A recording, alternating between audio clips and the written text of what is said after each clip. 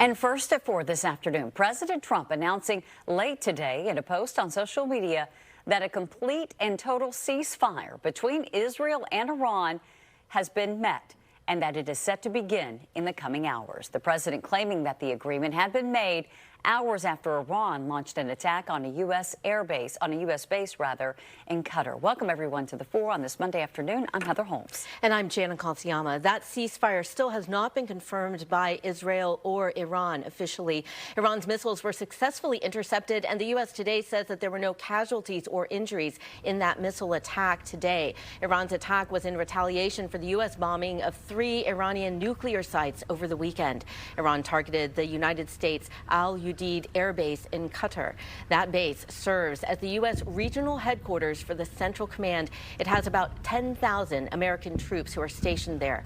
Iran's president said Iran did not initiate or seek war and says the 6 missiles fired matched the number of bombs dropped by the U.S. in Sunday's attack.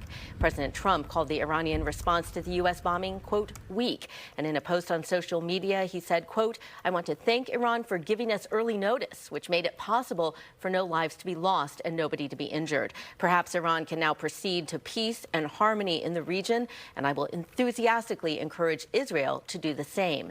Democratic Minority Leader Hakeem Jeffries criticized Mr. Trump, saying he ignored diplomacy and skirted the Constitution by taking the military action without consulting Congress. The Trump administration has a responsibility to come to Congress, justify its actions, for which we've seen no evidence to justify its offensive strike in Iran, and we also don't even know how effective the strike has been. Jeffrey says the head of the CIA and the director of national intelligence are scheduled to give Congress a classified briefing on the Iran situation tomorrow. Okay, so let's talk more about Iran's response and this just announced ceasefire by President Trump with Hal Kempfer, retired Marine intelligence officer and national security analyst. Hal, always nice to see you. What might a ceasefire between Israel and Iran look like? And does this announcement, this agreement by President Trump surprise you?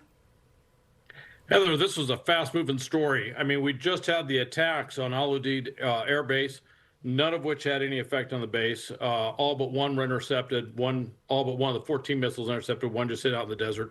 But what we know is that Iran has stopped. They have a ceasefire now.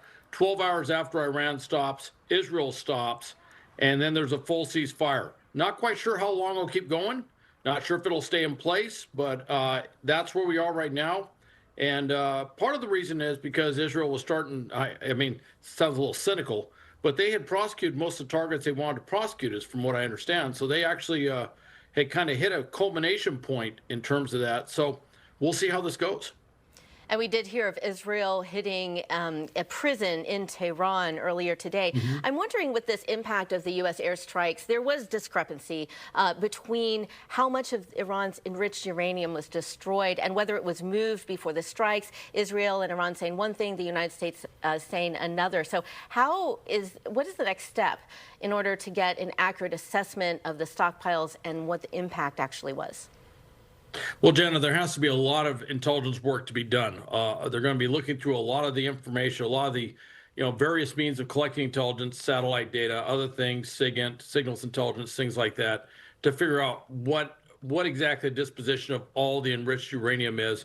Could it have been moved? Yes. Could the Iranians be using this as a disinformation ploy to mitigate the damage that was done? Absolutely.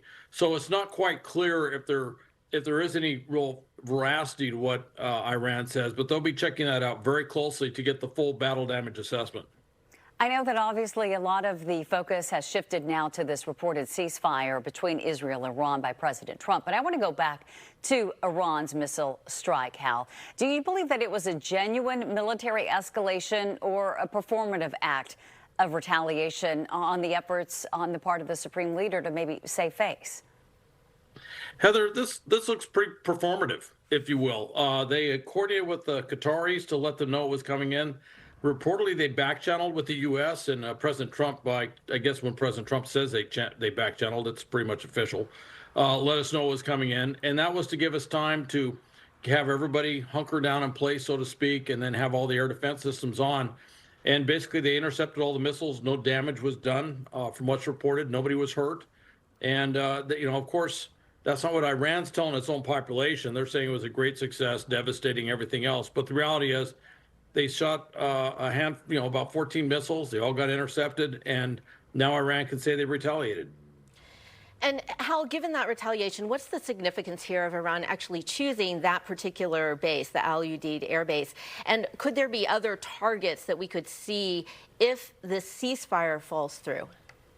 Well, there could be. Al Udeid's our biggest base over there. It's about 10,000 troops there. That's where U.S. Central Command's forward headquarters is located in Qatar. Interestingly, I just happened to be in Doha, Qatar, a couple of weeks ago, going through. But we have bases in the United Arab Emirates. We have a big base in Bahrain. Fifth Fleet is based there. Bases in Kuwait, bases in Iraq, even bases in Syria. All of those could be targeted if this ceasefire falls apart. All right. Hal Kempfer, always appreciate your insight. Thank you again for joining us this afternoon. Thank you, Heather. Thank you, Jenna. All right. The state of Qatar condemning the attack on that airbase, saying in part, quote, "We consider this a flagrant violation of the sovereignty of the state of Qatar, its airspace, international law, and the United Nations Charter. We affirm that Qatar reserves the right to respond directly in a manner equivalent with the nature and scale of this brazen aggression in line with international law." Iraq's foreign ministry urged that military options must be avoided, saying in part that regional crisis can only be resolved through dialogue and diplomatic channels. Baghdad has close ties to both Qatar and Tehran. President Trump is scheduled to travel to the Netherlands tomorrow for a NATO summit, just days after the U.S. strike on Iran. World leaders from NATO's 32 member nations will gather at The Hague. Members could vote to increase their defense spending to as high as 5% of their GDP. President Trump has long called on allies to pay more toward NATO defense. Some nations have not hit the current 2% commitment, which was set back in 2014, and Spain has rejected the new goal altogether. And now we are glad to welcome back to the fore Professor Stephen Zunas, who specializes in Middle Eastern politics at the University of San Francisco. Thank you for taking time to talk about this. President Trump now, saying Israel and Iran are agreeing to a ceasefire. I'm curious what your thoughts are about how you think this might impact these NATO talks that start tomorrow. Well, it's certainly good news for the people in Israel and in Iran, that have been suffering as a result of this ongoing war. Regarding NATO, I think NATO officials are relieved. This has certainly been a distraction to some of their priorities, particularly involving Russia's war on Ukraine. They've also been kind of torn about this, and that obviously they're very much opposed to Iran and everything it does. At the same time, most European countries, not all, oppose the Israeli and U.S. attacks, seeing as unnecessary and inflaming the region. So I think at minimum, it's going to make a somewhat smoother meeting than it might otherwise be. Professor, can you talk just for a moment about the significance of this ceasefire and the timing of this truce? I think it's a situation where all sides can declare victory. The Trump administration can claim its heavy bombs destroyed or severely damaged some key elements of the nuclear program. Israel can say that it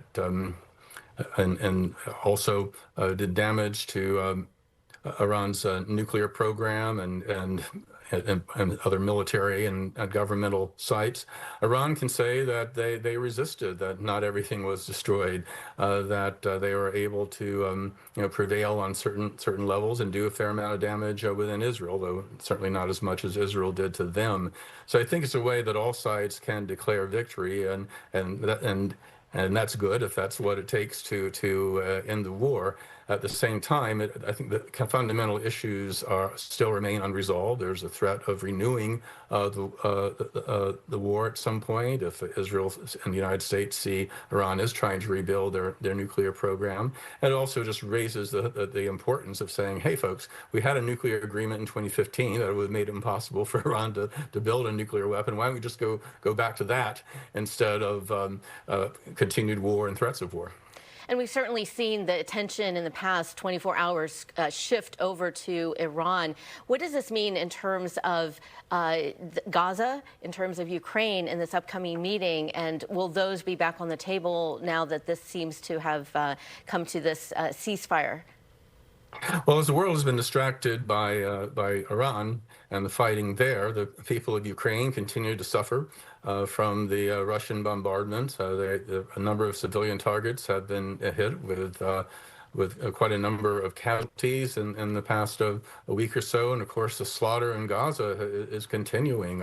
Hundreds of people have died, primarily civilians, including people seeking aid and rescue workers and that kind of thing. So the humanitarian crisis, especially with Israel withholding food and medicine, is only increasing. So I think that we're going to this underscores that there are some major conflicts going on, major violations of international humanitarian law, and NATO is seeing itself as a leader in the free world of trying to maintain the international legal order. Will definitely feel like it has a certain obligation to address these issues, and hope they won't be further distracted by the conflict with Iran. Yeah, important challenges that lie ahead for those at the NATO summit beginning tomorrow. Professor Stephen Zunis, always appreciate your time. Thank you. Thank you.